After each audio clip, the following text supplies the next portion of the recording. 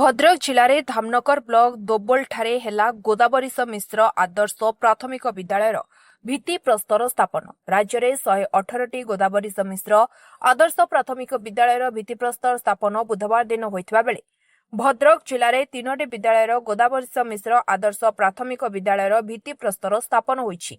भद्रक जिले में प्रथम पर्यायर धामनगर चांदबाली और वासुदेवपुर गोटे लेखाएं विद्यालय गोदावरीश मिश्र आदर्श प्राथमिक विद्यालय मान्यता पाइबा सह भित्तिप्रस्तर स्थापन होईछि।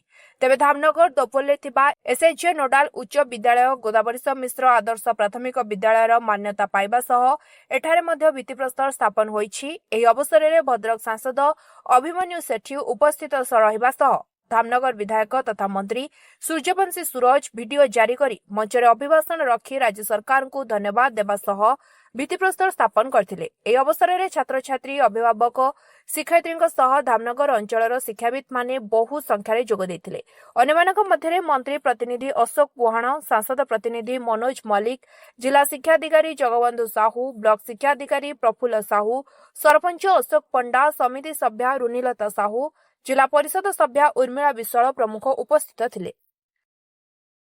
आम एसएचजे नोडाल हाईस्कूल हूँ ए अंचल शिक्षार प्राणकेन्द्र।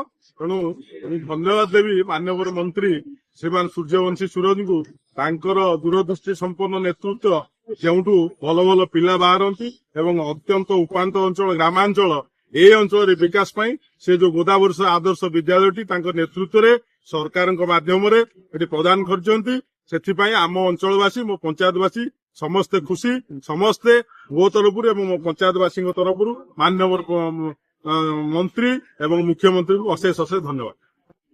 पूर्ण शैक्षिक परिवर्तन में निश्चित भाव में उन्नति आसो। ए अंचल जनप्रतिनिधि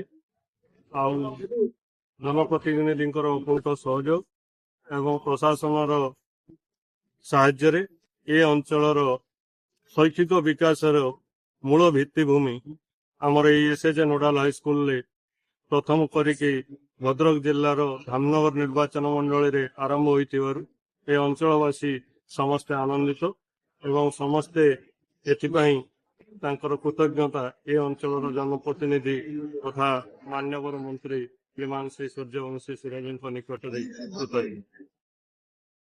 धामनगर प्रदीप महापात्र रिपोर्ट स्वतंत्र ओडिशा लाइव।